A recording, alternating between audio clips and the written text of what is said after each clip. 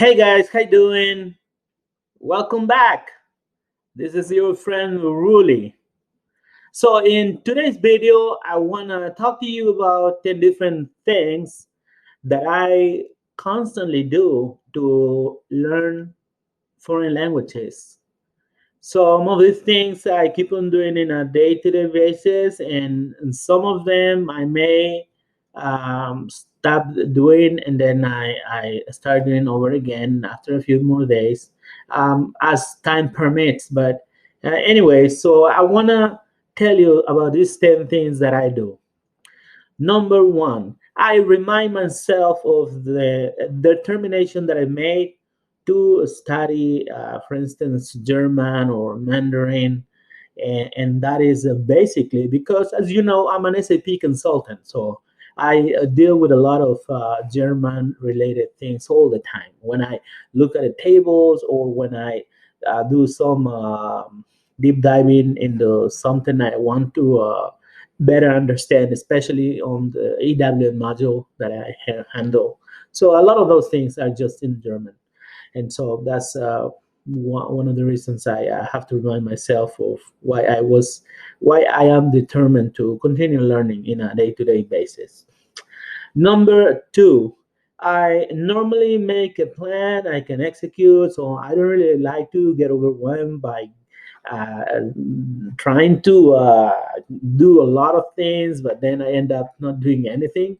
So I rather do what I know I can accomplish, and then I do not overcommit to something I'm not going to be able to complete. So that's part of what I do. So number three, I set realistic goals. So uh, I'm not going to tell you I'm going to learn like 50 or 100 words in a daily basis, because guess what? That's not going to happen. So it's more realistic to say I'm going to learn 5 words in a daily basis, and that is a really good thing. It's very sustainable, and that's something I can get committed to, and that's part of what I do all the time, because I studied German, and then I get a little bit like I get to the point I get a little bored, and then I move to studying Chinese on the following day. And then when I get tired of studying Chinese, I get back to German.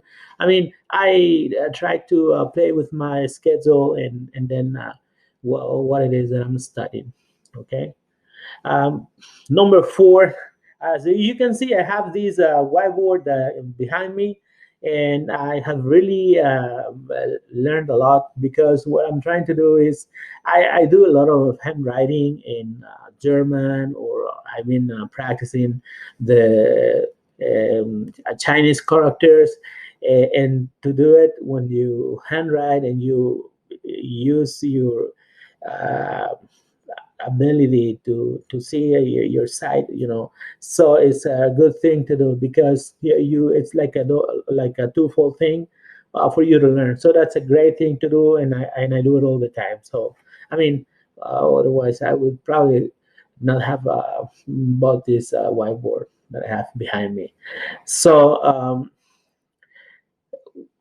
singing. Okay, so that's number five. So like when I want to learn new vocabulary, I try to think about uh, getting one of those covers in German or in Mandarin, and then I try to sing it, because you know what, after all, I have a beautiful voice, so why not to use it? It helps my memory, so it makes me feel good, it makes me feel relaxed. And I mean, I don't have to just sing when I'm taking a shower. I mean, I can do it all the time, right? So why not to do it? And then I listen to the radio over the internet. So when I go to work, I normally listen to the radio in German. So my hearing ability is improving a lot.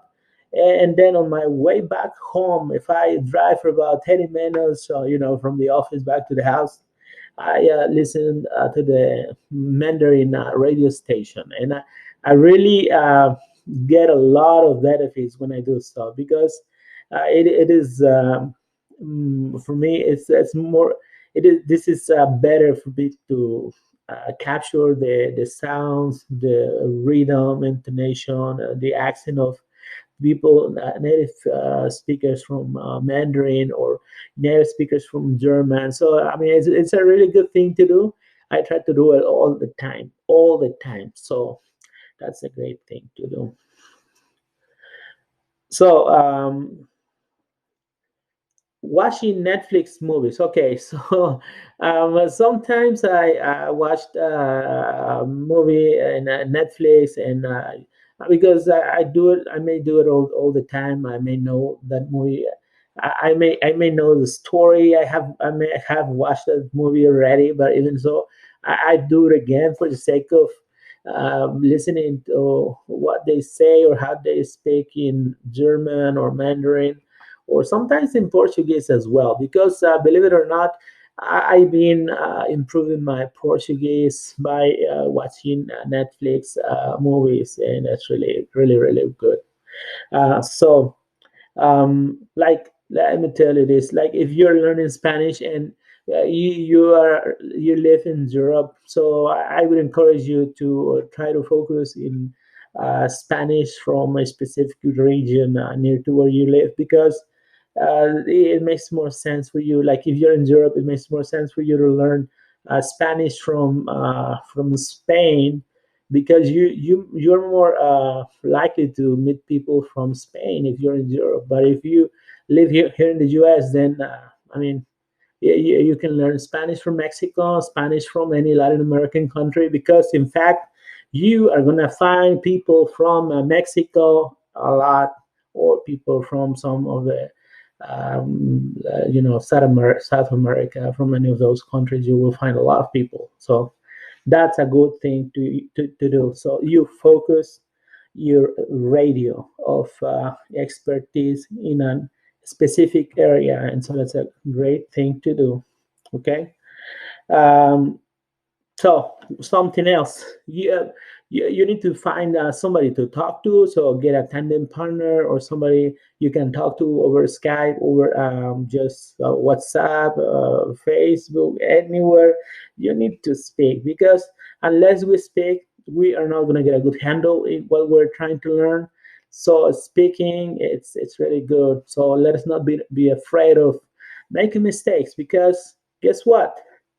Making mistakes is really like an incentive for us to try harder and do it again, again, and again, until one day you're going to do a lot better. I mean, that's what I've been trying to do, and that has helped me a lot. So it's something that I value a lot. I mean, not that I like to make mistakes, but when I make a mistake, normally um, somebody will tell me about what I just did, and then I'm gonna try to work on improving whatever mistakes I make. So that is great. And then last thing to do, motivation. So without motivation, we are not gonna get anywhere. So there's gotta be a motive for you to learn. Why do you really want to learn? So in my case, at the beginning, I wanted to learn English, because I wanted to be able to reach out for high responsibilities in the office. And then as for the German, I wanted to learn German because I wanted to travel across Germany and be able to communicate with people without having any difficulties. And so I did. So that's one of the reasons. Besides, as I have said before, I'm an SAP consultant. So SAP is a German company, and I have a lot of interaction with people from Germany. So that's another strong reason why I want to improve my German. And as for my Mandarin is something else. So I have really started to devote part of my time to help Chinese people to learn Spanish and English. And then as I have done so, I have kind of fallen in love with Mandarin. So Mandarin, it's a beautiful, beautiful language, and I've been learning it all by myself. and mostly by talking to native speakers. Having a lot of Chinese food, which is not good for my diet, but I mean, I have been doing it and I have improved a lot.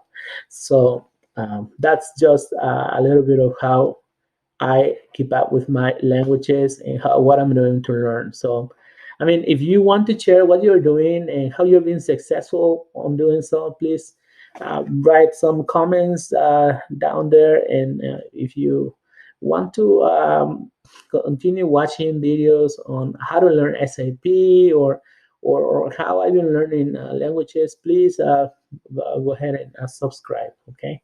Thank you so much. Take care. Bye bye.